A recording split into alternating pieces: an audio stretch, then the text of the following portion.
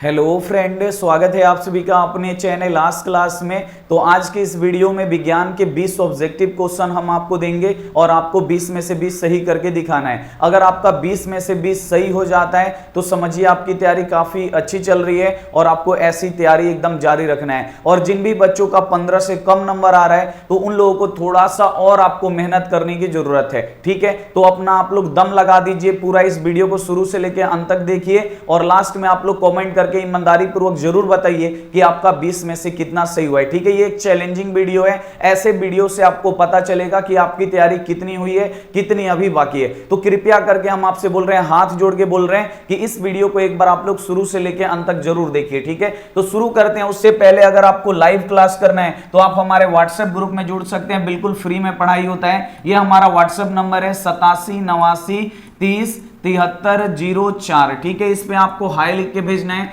और इस WhatsApp number पे आपको हाई लिख के भेजना है। जैसे ही आप लोग हाई लिख के भेजिएगा, इधर से एक लिंक जाएगा, लिंक को दबा के आपको व्हाट्सएप ग्रुप में जुड़ जाना है। तो चलिए क्लास को अभी शुरू करते हैं। एक एक करके क्वेश्चन लगाएंगे और आपको यहां पे सॉल्व करते जाना है और आपको देखना है कि कितना आपका सही हो रहा है। तो पहला क्वेश्चन बाबू यहां पे आ गया, जो काफी इंपॉर्टेंट है, बोर्ड परीक्षा में ये क्वेश्चन पूछा जाता है। पहला नंबर यहां पे क्वेश्चन है कि एक लिंगी पादप का उदाहरण है। अब इसमें से आपको बताना है कि एक लिंगी पादप का उदाहरण कौन सा है, यानी उसमें क्या है बाबू, एक एक लिंग पाया जाएगा, उसे एक लिंगी बोलते हैं। तो कौन है इसमें, आपको याद रखना है पपीता। जो पपीता होता है ये एक लिंगी होता है, इसे आपको याद रखना है। ए वाला ऑप्शन बिल्कुल सही हो जाएगा। और जो गुलाब का फूल होता है वो द्विलिंगी होता है, इसे आपको याद रखना है, काफी ज्यादा इंपॉर्टेंट है, ठीक है। तो ये आप लोग देखते चलिए और आप लोग देखिएगा कि आपका कितना सही हुआ, आप लोग याद रखिएगा, ठीक है। लास्ट में आपको ईमानदारी पूर्वक बताना है। दूसरा नंबर यहां पे बाबू मेरे क्वेश्चन है कि मनुष्य में गुणसूत्र कितने जोड़ी पाई जाती है। अब यहां पे आपको बताना है कि जो मनुष्य होते हैं उनके शरीर में कितने जोड़ी गुणसूत्र पाए जाते हैं। बहुत ज्यादा इंपॉर्टेंट क्वेश्चन है, बोर्ड परीक्षा में आता है। तो आप लोग जल्दी से कमेंट करके बताओ कि मनुष्यों के शरीर में कितने जोड़ी गुणसूत्र पाए जाते हैं। तो कितने जोड़ी, अगर जोड़ी में पूछे तो आपको याद रखना है 23 जोड़ी। 23 जोड़ी पाए जाते हैं, सी वाला ऑप्शन यहां पे बिल्कुल से जाएगा। दूसरा आपसे क्वेश्चन पूछा जाता है कि मनुष्यों के शरीर में कितने गुणसूत्र होते हैं। अगर संख्या में बोले कितने गुणसूत्र होते हैं तो आपको याद रखना है 46 गुणसूत्र होते हैं। इसे आपको याद रखना है, इंपॉर्टेंट है बोर्ड परीक्षा के लिए, ठीक है। बस आपको क्या करना है, सॉल्व करते जाना है, शुरू से लेकर अंत तक वीडियो को देखना है। कम से कम आपको 20 क्वेश्चन सॉल्व करने हैं और अपना तैयारी को देखना है कि आपका तैयारी कैसा हुआ है अभी तक। अगला क्वेश्चन आप लोग देखिए, प्रकाश के अपवर्तन के दूसरे नियम को क्या कहते हैं। तो प्रकाश के अपवर्तन के दूसरे नियम को क्या बोलते हैं, तो आप सभी बच्चों को पता होना चाहिए कि प्रकाश के अपवर्तन के दूसरे नियम को स्नेल का नियम बोलते हैं। और स्नेल के नियम का बाबू गणितीय रूप क्या होता है, आप सभी बच्चों को पता होना चाहिए, ये भी बोर्ड परीक्षा में आता है। स्नेल के नियम का गणितीय रूप होता है साइन आई बटा साइन आर होता है, इसे आपको याद रखना है, ये भी बोर्ड परीक्षा में आता है, ठीक है। तो ये आपको याद रखना है। नेक्स्ट आप लोग क्वेश्चन देखिए, अगला आप लोग यहां पे क्वेश्चन देख लीजिए। अगला क्वेश्चन है 4 नंबर, पूरा एकदम आपको शुरू से लेकर अंत तक देखना है। 4 नंबर यहां पे क्वेश्चन है कि पुरुषों का लिंग गुणसूत्र होता है। अब यहां पे आपको बताना है कि जो पुरुषों में लिंग गुणसूत्र होता है वो कौन सा होता है। तो पुरुषों का लिंग गुणसूत्र क्या होता है बाबू, आपको याद रखना है XY होता है। इंपॉर्टेंट क्वेश्चन है, ये भी बोर्ड परीक्षा में पूछा जाता है। और जो स्त्रियां होती हैं, स्त्रियों का लिंग गुणसूत्र क्या होता है, तो XX होता है, इसे आपको याद रखना है। दोनों क्वेश्चन आप लोग याद रखिए, पुरुषों का क्या होता है XY होता है और स्त्रियों का क्या होता है XX होता है। दूसरा क्वेश्चन इसी में आपसे पूछा जाता है, बिल्कुल ध्यान से देखिए। क्वेश्चन ये पूछा जाता है कि लिंग गुणसूत्र का पूर्ण जोड़ा किसमें पाया जाता है। तो लिंग गुणसूत्र का बाबू पूर्ण जोड़ा किसमें पाया जाता है, देखिए XX, ये एक दो गो X मिलके एक जोड़ा बन गया, ये किसमें पाया जाता है, तो आपको याद रखना है स्त्रियों में। तो जब भी क्वेश्चन आएगा कि लिंग गुणसूत्र का पूर्ण जोड़ा किसमें पाया जाता है, आपका आंसर होना चाहिए स्त्रियों में, ठीक है। चलिए नेक्स्ट क्वेश्चन पे चलते हैं। अगला क्वेश्चन यहां पे देख लीजिए, इंपॉर्टेंट है ये भी। 5 नंबर यहां पे क्वेश्चन है, अभिसारी लेंस निम्नलिखित में से कौन सा है। अब यहां पे आपको बताना है कि अभिसारी लेंस कौन सा है। तो आपको याद रखना है बाबू कि अभिसारी लेंस बाबू बोलते हैं उत्तल लेंस को। उत्तल लेंस को क्या बोलते हैं, अभिसारी लेंस बोलते हैं, क्योंकि जो उत्तल लेंस होता है ये प्रकाश की किरणों को क्या करता है, एक बिंदु पे लाके मोड़ देता है, ठीक है। इसीलिए उत्तल लेंस को क्या बोलते हैं, अभिसारी लेंस बोलते हैं। और अवतल लेंस जो होता है इसे हम लोग क्या बोलते हैं, अपसारी लेंस बोलते हैं। इसे आपको याद रखना इंपॉर्टेंट है, क्योंकि जो अवतल लेंस होता है ना, ये क्या करता है आपको याद रखना है, प्रकाश की किरणों को फैला देता है, इसे आपको याद रखना है। जब ये फैला देता है प्रकाश की किरणों को, इसीलिए अवतल लेंस को क्या बोलते हैं, अपसारी बोलते हैं। और जो उत्तल लेंस है, ये प्रकाश की किरणों को लाके क्या करता है, एक बिंदु पे इकट्ठा कर देता है, इसीलिए उत्तल लेंस को अभिसारी लेंस बोलते हैं। और ये दोनों के दोनों क्वेश्चन बोर्ड परीक्षा में आते हैं। अगला क्वेश्चन आप लोग देखिए, नेक्स्ट यहां पे क्वेश्चन है 6 नंबर की, रक्त का थक्का किस अवयव के द्वारा बनता है। अब आपको बताना है कि जब जो रक्त का थक्का बनता है, हमारा उंगली कटता है, कुछ देर बाद आप लोग देखते होंगे वहां पे थक्का जम गया और वहां से ब्लड निकलना बंद हो जाता है। कौन रक्त का थक्का बनाता है, तो आपको याद रखना है प्लेटलेट्स, ठीक है। जो प्लेटलेट्स होता है इसे हिंदी में बोला जाता है रक्त बिंबाणु, ये भी आपको याद रखना है। प्लेटलेट्स को हिंदी में क्या बोला जाता है, रक्त बिंबाणु। यानी जो रक्त बिंबाणु होता है, प्लेटलेट्स होता है, ये रक्त का क्या करता है, थक्का बनाता है, इसे आपको याद रखना है। दूसरा आपसे क्वेश्चन पूछ देगा कि जो हमारा रक्त होता है वो लाल किसके कारण से दिखाई देता है। तो जो हमारा रक्त होता है यानी जो खून होता है वो लाल किसके कारण से दिखाई देता है, हीमोग्लोबिन के कारण से। और हीमोग्लोबिन में कौन सा तत्व पाया जाता है, ये भी क्वेश्चन आता है। तो हीमोग्लोबिन में आपको याद रखना है लोहा पाया जाता है, इसे आपको याद रखना है। यानी लोहा का संकेत क्या होता है, Fe होता है। यानी आयरन पाया जाता है, इसे आपको याद रखना है। मोस्ट VVI क्वेश्चन है, ठीक है। नेक्स्ट क्वेश्चन आप लोग देखिए, अगला यहां पे क्वेश्चन है, ये भी इंपॉर्टेंट है, बोर्ड परीक्षा में बहुत पूछा जाता है कि निकट दृष्टि दोष को दूर करने के लिए किस लेंस का उपयोग किया जाता है। यानी जो निकट दृष्टि दोष होता है उसको दूर करने के लिए किस लेंस का प्रयोग करते हैं, तो अवतल लेंस का प्रयोग करते हैं। यहां पे बी वाला ऑप्शन बिल्कुल इससे जाएगा। दूसरा क्वेश्चन इसमें से और पूछ लेता है कि दूरदृष्टि दोष को ठीक करने के लिए किस लेंस का प्रयोग करते हैं। तो दूरदृष्टि दोष को ठीक करने के लिए उत्तल लेंस का प्रयोग करते हैं, इसे आपको याद रखना है। काफी ज्यादा इंपॉर्टेंट है, दोनों क्वेश्चन बोर्ड परीक्षा में आते हैं। नेक्स्ट क्वेश्चन आप लोग देखिए, अगला यहां पे क्वेश्चन है 8 नंबर की, अम्लीय वर्षा का पीएच मान कितना होता है। यानी जो एसिड रेन होता है उसका पीएच मान कितना होता है। तो अम्लीय वर्षा उसे बोल देंगे जिसका पीएच मान 5.5 यहां पे 6 से क्या होगा, कम होगा। यानी अगर जल का पीएच मान, यानी बारिश हो रहा है और उस बारिश का पीएच मान 5.6 से कम चला गया तो क्या हो गया, अम्लीय वर्षा हो गया, इसे आपको याद रखना है। यानी बारिश हो रहा है, वर्षा हो रहा है, उसका जल का हम पीएच मान नापे और उसका जल का पीएच बाबू कितना निकल गया, 4 निकल गया। यानी जो बारिश हो रहा है वो समझिए अम्लीय वर्षा का बारिश हो रहा है, आपको याद रखना है। दूसरा क्वेश्चन आपसे पूछता है कि अम्लीय वर्षा किसके कारण से होता है या किस गैस के कारण से होता है। तो आपको याद रखना है SO2 यानी सल्फर डाइऑक्साइड या नाइट्रोजन डाइऑक्साइड के कारण से होता है, इसे आपको याद रखना है। मोस्ट VVI क्वेश्चन है ये आपके बोर्ड परीक्षा के लिए। अगला क्वेश्चन आप लोग देख लीजिए और एक एक क्वेश्चन को आपको बाबू सॉल्व करते जाना है, ठीक है। पूरा 20 को क्वेश्चन देख लीजिए और आप लोग अपने से अंदाजा लगा लीजिए कि आपका कितना तैयारी हुआ है। अगर आपका कम हो रहा है तो बाबू और थोड़ा मन लगा के आपको पढ़ना होगा, बस आपको क्लास एकदम शुरू से लेकर अंत तक देखना है। अगला क्वेश्चन है कि पीएच स्केल पर अगर किसी विलयन का पीएच मान 0 से लेकर 7 के बीच में होगा तो क्या होगा। ये देखिए हम पीएच स्केल बनाते हैं, ये क्या है, हमारा पीएच स्केल है।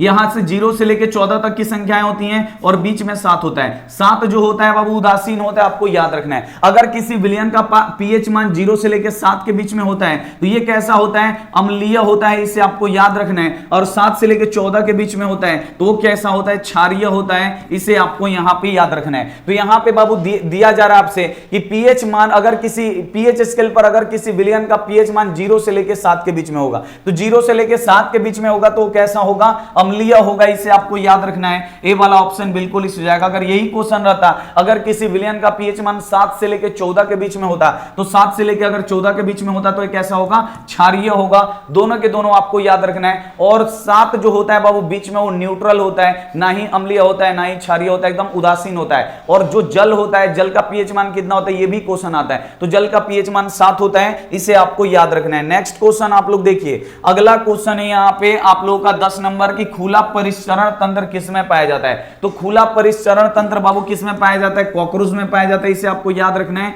सी वाला ऑप्शन बिल्कुल इस हो जाएगा। दूसरा क्वेश्चन आता है कि किसमें हीमोग्लोबिन नहीं पाया जाता। तो जो कॉकरोच होता है इसमें हीमोग्लोबिन नहीं पाया जाता है, और जब इसके रक्त में हीमोग्लोबिन नहीं पाया जाता है तो इसका जो खून होता है बाबू कैसा होता है, श्वेत होता है, इसे आपको याद रखना है। दूसरा इससे क्वेश्चन आता है कि कॉकरोच में कितने जोड़ी श्वास रंध्र होते हैं, यानी सांस लेने वाले रंध्र होते हैं। तो कॉकरोच में आपको याद रखना है 10 जोड़ी श्वास रंध्र होते हैं। कितने जोड़ी?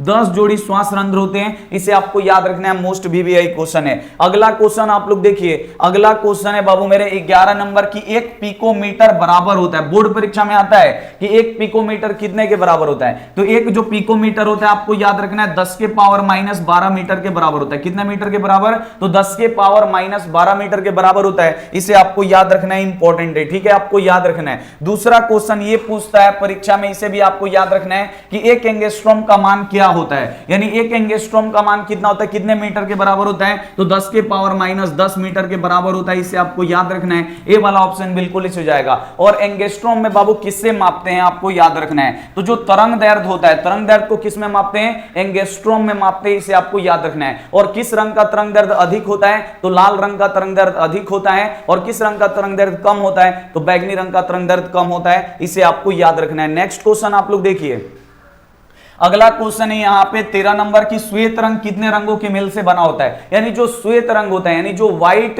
यहाँ पे देखिए जो व्हाइट रे होता है वो कितने रंगों से मिलकर बना होता है? तो श्वेत जो मतलब यहाँ पे जो श्वेत रंग होता है वो कितने रंगों से मिलकर बना होता है? तो आपको याद रखना है 7 रंगों को जो मिलाया जाता है तो क्या बनता है बाबू? श्वेत रंग प्रकाश बनता है हमारा, आपको याद रखना है। और जो सूर्य का प्रकाश है वो भी कैसा प्रकाश है? तो सूर्य का प्रकाश भी श्वेत प्रकाश है। इसे आपको याद रखना है, इंपॉर्टेंट है। यहाँ पे श्वेत प्रकाश में कितने रंग होते हैं? 7 रंग होते हैं। इसे आपको याद रखना है, ठीक है। अगला क्वेश्चन आप लोग देखिए, अगला क्वेश्चन है यहाँ पे 14 नंबर, इंपॉर्टेंट है, आपको याद रखना है कि वायुमंडल में O2 का मतलब क्या होता है? ऑक्सीजन। वायुमंडल में ऑक्सीजन की उपस्थिति कितनी होती है, यानी हमारे वायुमंडल में ऑक्सीजन कितना प्रतिशत पाया जाता है? तो 20 पॉइंट यहाँ पे 64 ऐसे कुछ प्रतिशत पाया जाता है, लेकिन इसको लगभग में कितना माना जाता है? 21% पाया जाता है। इसे आपको याद रखना है, 21% माना जाता है। तो आपको याद रखना है कि वायुमंडल में ऑक्सीजन गैस कितना प्रतिशत पाया जाता है? तो लगभग 21%। अगर 21 नहीं देगा तो ये 20 वाला जो देगा 20 पॉइंट समथिंग करके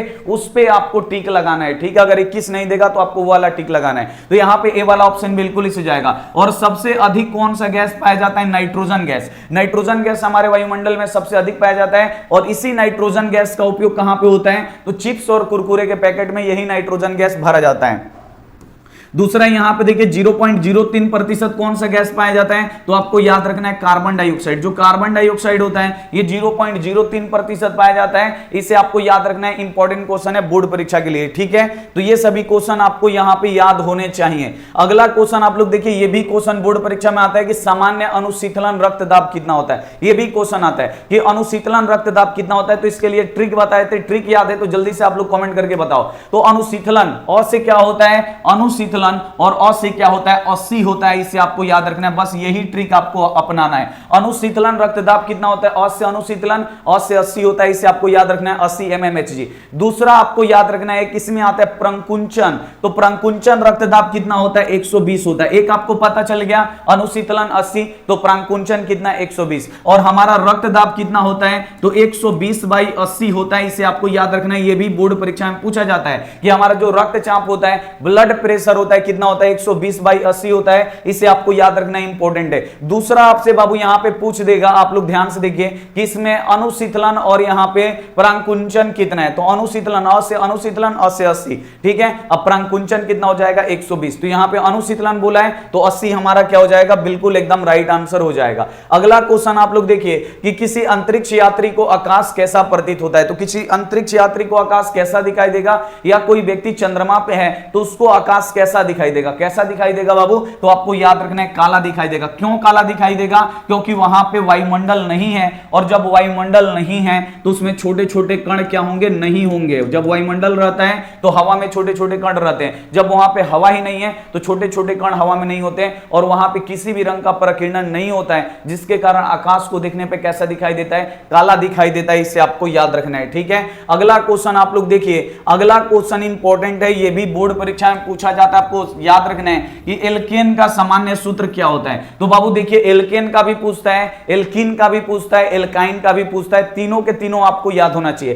तो एल्केन का बाबू सामान्य सूत्र क्या होता है? CnH2n+2 होता है। ए वाला ऑप्शन बिल्कुल इस हो जाएगा। और एल्कीन का बाबू क्या होगा? आप लोग यहां पे देखिए, एल्कीन का सामान्य सूत्र क्या होगा, CnH2n होगा, बस आपको याद रखना है। और एल्काइन का क्या होगा आपको यहां पे याद रखना है, एल्काइन ऐसे लिखेगा एल्काइन, इसका होगा CnH2n -2 होगा, इसे आपको याद रखना है। तो ये फॉर्मूला बाबू आपको याद रखना है। एल्कीन का सामान्य सूत्र CnH2n +2, यहां पे सॉरी एल्केन का सामान्य सूत्र क्या होता है, CnH2n +2, एल्कीन का सामान्य सूत्र CnH2n, आपको याद रखना है इतना ही। और एल्काइन का क्या होता है, CnH2n -2 होता है, इसे आपको याद रखना है, ठीक है। बस इतना ही आपको याद रखना है। नेक्स्ट क्वेश्चन आप लोग देखिए, अगला यहां पे क्वेश्चन है कि वास्तविक वस्तु का आभासी प्रतिबिंब बनाता है, यानी वास्तविक वस्तु का आभासी प्रतिबिंब किसमें किसमें बनता है। तो हमको पता है समतल दर्पण में सीधा प्रतिबिंब बनता है, और सीधा प्रतिबिंब कैसा होता है, आभासी होता है, इसे आपको याद रखना है। उत्तल दर्पण में भी सीधा प्रतिबिंब बनता है, और सीधा प्रतिबिंब बाबू कैसा होता है, यह भी आभासी होता है, आपको याद रखना है। और अवतल में क्या होता है बाबू, सीधा भी बनता है और उल्टा भी बनता है, इसे आपको याद रखना है। यानी इसमें वास्तविक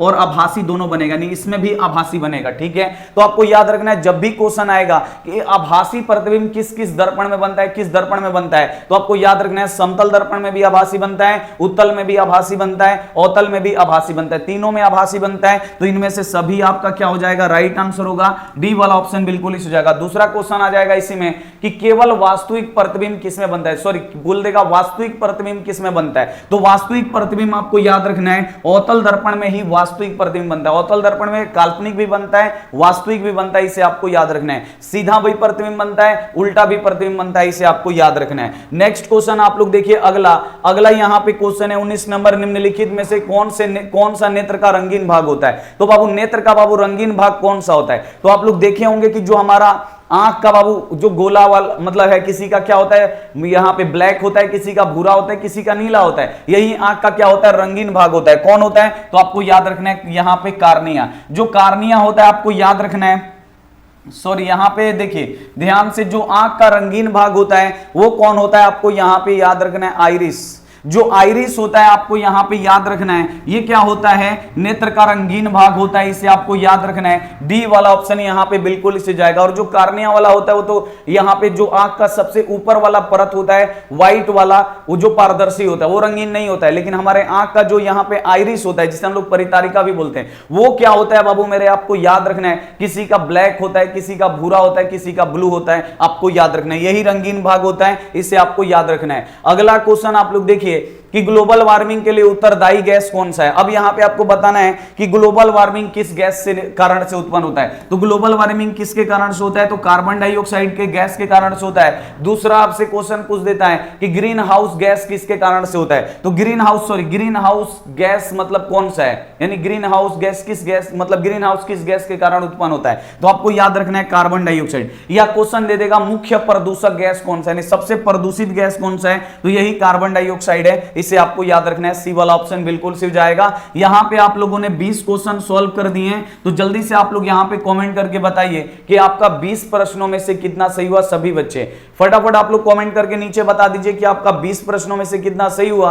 और शाम में आपका काफी जबरदस्त क्लास चलेगा 5:30 बजे, तो आप लोग 5:30 बजे जरूर जुड़िएगा। आप सभी बच्चों से निवेदन है 5:30 बजे आप लोग जरूर जुड़िएगा और अपना कमेंट नीचे आप लोग लिख दीजिए, हम सभी बच्चों का कमेंट का रिप्लाई जरूर देंगे। थैंक यू फॉर वॉचिंग, मिलते हैं अगली क्लास में, तब तक अपना ध्यान रखिए। और ये वीडियो आपको क्या करना है, अपने दोस्तों में जरूर आपको शेयर करना है, जरूर आप लोग शेयर कर दीजिएगा। थैंक यू फॉर वॉचिंग, मिलते हैं अगली क्लास में, तब तक अपना ध्यान रखिए, मन लगा के पढ़ाई करिए। Take care and bye.